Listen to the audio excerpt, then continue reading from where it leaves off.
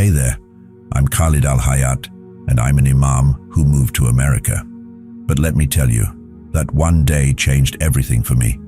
My family, my friends, and my faith. Gone. To give you some context, I need to take you back to when I turned 67. That's when the doctors hit me with the news. Pancreatic cancer, stage 4. They said, I knew this was a test from Allah, kind of like how Ibrahim was tested when he had to sacrifice his son. My test was this illness, but my faith, it was solid. Every time I went in for chemotherapy, I found myself shaking and praying, whispering over and over again. Each night, as I lay in bed, I would pray, if I die tonight, oh Allah, let me meet you. And eventually, my prayers were answered, but not quite how I thought they would be. One day, after coming home from a chemotherapy session, I started feeling this tightness in my chest. At first, I brushed it off as a cramp, but it kept getting worse. Breathing felt almost impossible. When I looked around, I saw nurses and doctors rushing around me. They were pressing on my chest, doing CPR. I was watching all of this from above. How is that even possible? Shouldn't my consciousness shut down when my heart did? But there I was, watching. My body was lifeless, but I felt alive. I'm here, I wanted to shout, but no one could hear me. Is this what death is, I thought? Am I about to meet Allah? Little did I know this was just the start. When I finally opened my eyes, I was really confused at first.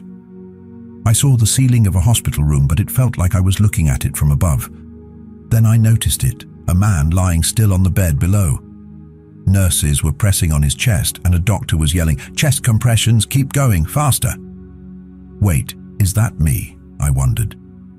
Then out of nowhere, I saw a light. As I moved closer to it, I started hearing these familiar sounds. I heard lullabies my mom used to sing when I was a kid, and the prayers my dad recited before the evening adhan. It was like all the echoes of my life were coming together in this moment. I could hear verses from the Quran being recited, but who was saying them? Did I know these voices? Is that my voice? Everything clicked for a moment. My past, my childhood, all my memories, they were all right there in that light. This is it, I thought. This is peace. This is the presence of Allah. Tears rolled down my cheeks, but they weren't tears of pain. They were tears of joy. This must be paradise, I said to myself. No doubt about it. Praise be to Allah for bringing me here. But that feeling of peace didn't last long. Suddenly, everything flipped upside down. The leaves on the trees around me started to wilt. The branches turned black, and the fresh fruit shriveled up and dropped to the ground, rotting right away. The smell of decay filled the air. The leaves kept falling, and the branches became stiff and lifeless. The sun disappeared, and everything turned grey. Out of nowhere, I felt a chill. Moans echoed in the distance. Not whispers, but real screams. People were crying out in pain, men, women, and children, all of them. Their suffering hit me hard. But the worst part was a particular voice that stood out. A woman's scream. Yes, that voice. It was my mum's voice. "Have mercy, have mercy," she cried. It was so dark. But this darkness wasn't like when you close your eyes. It surrounded me, smothered me. It was a darkness that echoed inside my mind, an endless void. No up, no down, just darkness. But in that darkness, there was a voice. It was deep and resonant, like it was right next to my ear. So deep, I felt it vibrating in my chest. Ked, everything will now be revealed. In that moment, I understood. This was hell. This was the place Allah had warned us about, and I was here. Why was I here? It had to be a mistake. I'm an Imam. I served Allah. Why am I here? But there was no answer, just silence. In front of me was a throne, high up on a platform. Someone was sitting there. When I saw him, my knees buckled. No, this had to be an illusion. This couldn't be real. Sitting there, chained by his hands and shackled by his feet, was a man. I recognized him right away. It was him, the man I talked about in every sermon and every khutbah, Prophet Muhammad. What was he doing here? His hands were bound with thick iron chains, his eyes were filled with sorrow, and his face showed a mix of pain, regret, and helplessness. He looked at me, right at me. I dropped to my knees, my lips trembling. This can't be. My heart felt like it was being crushed. Everything was wrong. None of this should be happening. He wasn't supposed to be here. This had to be a mistake. "I'm an Imam," I screamed, but he just lowered his head. Tears streamed down his face, and that broke something inside me. I felt this icy void in my chest gnawing at me from within. Is this a test?" I asked, but no sound came out. My eyes were glued to the Prophet. "Speak. Why aren't you saying anything? Why?" Suddenly, a voice echoed around the throne. It was unlike any voice I'd ever heard, deep, resonant, ancient. The sound pinned me in place. "The time has come for you to know, Ked. Everything will be revealed." I recognized that voice. It sounded like Allah's voice. But if this was Allah's voice, why was it here in a place like this? Why was I here? I didn't have an answer. But I knew one thing for sure. This was hell. The hell I had preached about, the one Allah had promised. But why was I here? I shouldn't be here. At that moment, I realized everything I believed was about to be shattered. In the stillness that followed, a book appeared out of nowhere. It fell from the sky, crashing to the ground in a cloud of dust. Everything around me shook. My eyes were fixed on the book. I knew that book. It was the Quran. What's the Quran doing here? I wondered. As I thought about it, the book started to open on its own. The pages turned slowly, even though there was no wind. It was like invisible fingers were flipping each page one by one. I didn't blink. This had to be a sign. It had to be an answer. Then I heard a voice. This voice was deeper than anything I'd ever heard. It was powerful enough to shake the heavens and the earth. It felt like it was speaking directly to my heart. "Who is Allah, Ked? Have you ever questioned that?" Something broke inside me. I clutched my head in my hands. What kind of question is that? Who would ever question Allah? My heart started racing. This had to be a test.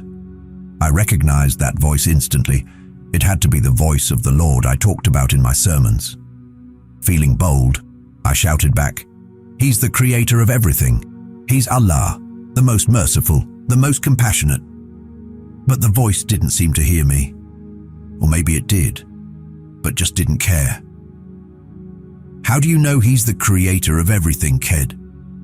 Have you ever really thought about that?" I froze. My face went white and I started to sweat. I'd never asked myself that before.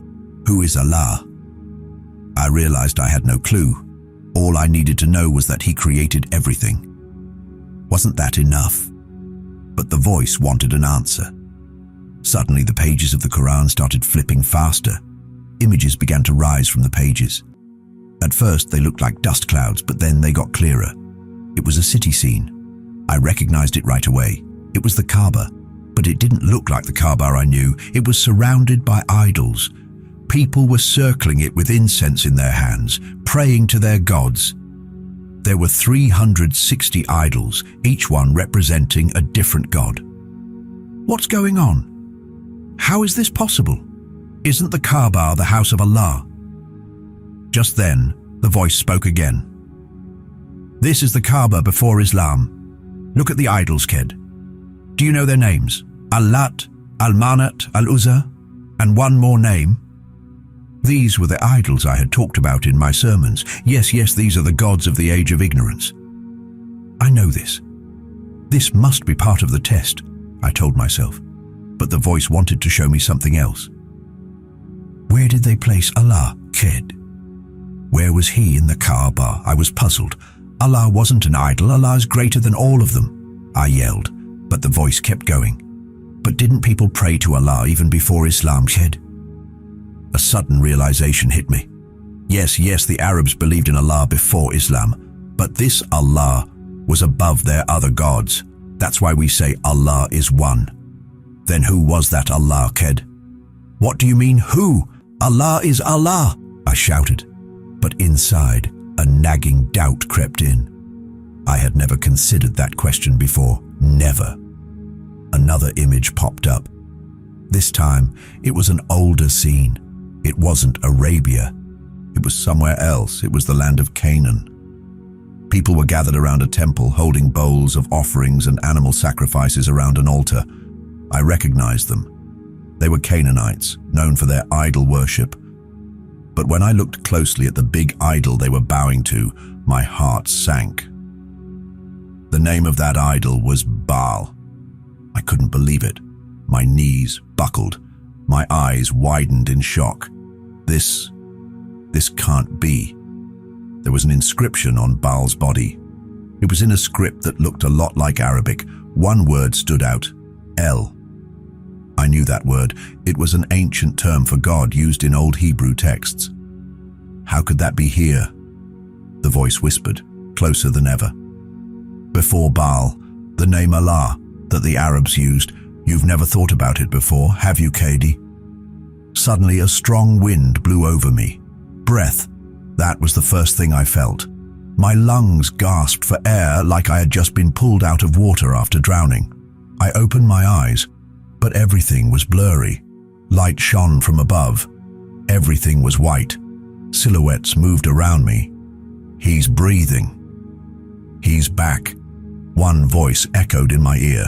It sounded distant, like it was coming from a tunnel. Where was I? The pain in my lungs, the sharp, shallow gasps, told me I was alive. Am I alive? That thought echoed in my mind. But I had died. I knew I had died. I had just been in a place that felt like hell. I'd seen Gaddafi, Bin Laden, and many others. And that figure on the throne, the prophet, why was he there? But now, I was back in my body. My hands, my feet, my chest. They were mine again. But that cold feeling lingered deep inside me. The sounds around me became clearer. A nurse leaned in close, her blonde hair falling to her shoulders, her eyes filled with concern. You're very lucky. God brought you back, she said softly. The moment I heard those words, something stabbed into my heart. My eyes locked onto hers. Which God? I asked, my voice barely a whisper. Her face changed. She looked at me confused, as if I'd said something silly. What do you mean? She asked with a smile. To her, it was just a simple question. But for me, everything crashed down like a blade slicing through my mind. My eyes drifted up to the ceiling. The bright white light no longer felt comforting. A heavy weight settled in my heart like a stone pressing down on my soul. Which God? That question echoed in my mind. It was Allah, wasn't it? I thought to myself. But what were those images I had seen? Baal, El Allah. They were all tangled up in my head. I shut my eyes tightly, trying to push the thoughts away. But no matter how hard I tried, that voice, that echoing voice, wouldn't stop. Have I been fooled? For days, I just sat there in silence. My family came to visit, but I could barely pay attention to them. My wife was right next to me, holding my hand, and my grandkids were by my bedside. But honestly, I felt nothing. I didn't want to feel anything. I just wanted to close my eyes and forget it all. But those thoughts kept circling in my head.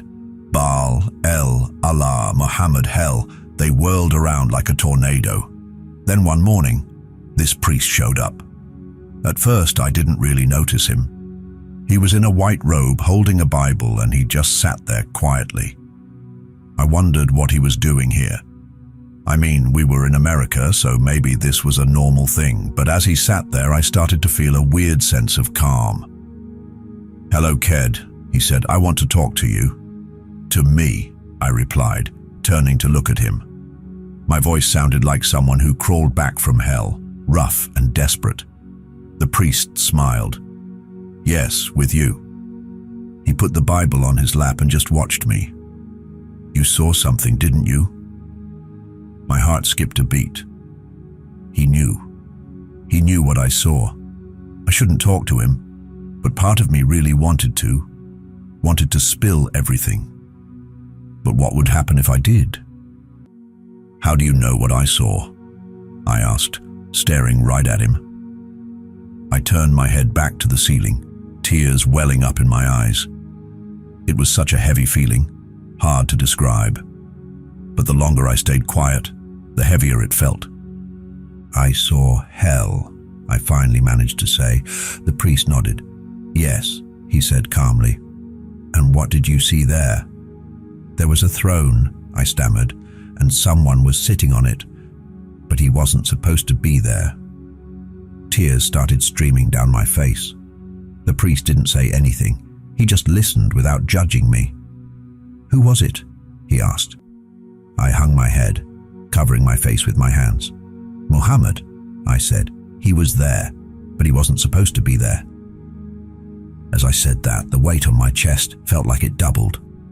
The priest took a deep breath. And what about Jesus? He asked. I opened my eyes and looked at him. Jesus, I replied. No, he wasn't there. He wasn't one of the ones suffering. But why wasn't he? I had never thought about that before. Because Jesus was the Savior, right? But for the first time, I wondered where he was. The priest slowly opened the Bible and read softly, I am the way, the truth, and the life. No one comes to the Father except through me. John 14:6. I'd heard that verse before, but this time it hit me like a punch to the gut. I am the way, the truth, the life. Those words echoed in my head. The priest placed his hand on my shoulder. God brought you back, Ked, because he doesn't want to lose you. From that moment, I was never the same. Something inside me shifted. My mind became a battlefield. Was it all a lie? That question haunted me every night as I tried to sleep. But that night, everything changed. I saw that throne again in my dream. The one sitting on it was the prophet again. But this time, something was different. His chains were gone. He was looking at me, and his eyes weren't filled with tears anymore. Slowly, he stood up. With each step he took toward me, something inside me broke. Go find the truth, he told me. This time his voice was clear and sharp. I woke up gasping, tears pouring down my face as I buried my head in my pillow and cried, What is the truth? Oh Allah, where is the truth? When the morning light came, I made a decision. I would seek the truth. That day I went to see Father John. This time it was my choice. He opened the Bible slowly. What are you looking for, Ked? He asked. The truth, I replied. Tell me, John. John read another verse. I am the way, the truth, and the life. No one comes to the Father except through me. John 14:6. Those words cut deep. No one comes to the Father except through me. That line stuck in my mind. Jesus, who was Jesus? I had never thought to ask that before, but now I had to. That night I had another dream. This time there was no one on the throne, just a light. From that light a figure came out, a man in white robes. I didn't need to ask who he was, I knew. He walked toward me. Do not be afraid, he said, I am here. Those two words shook me so much that I woke up right away. The next morning, I went to see Father John and asked, John, would Jesus accept me? John smiled warmly. He's been waiting for you, Ked. While I was holding the Bible, my grandson Yusuf saw me. Grandpa? What's that? He asked, his eyes wide with surprise. Just then, my daughter walked into the room and saw me. Her face twisted with anger. Is that a Bible? You're an Imam, Ked. What does this mean?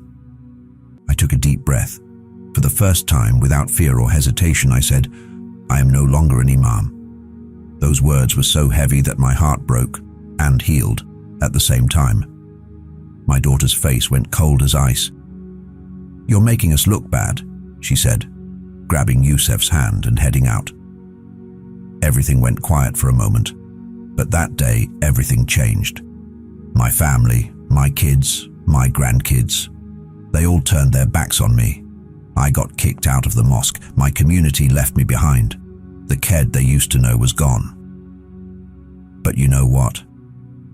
I wasn't scared of that loneliness anymore because I wasn't alone. A few days later, Father John took me to the church.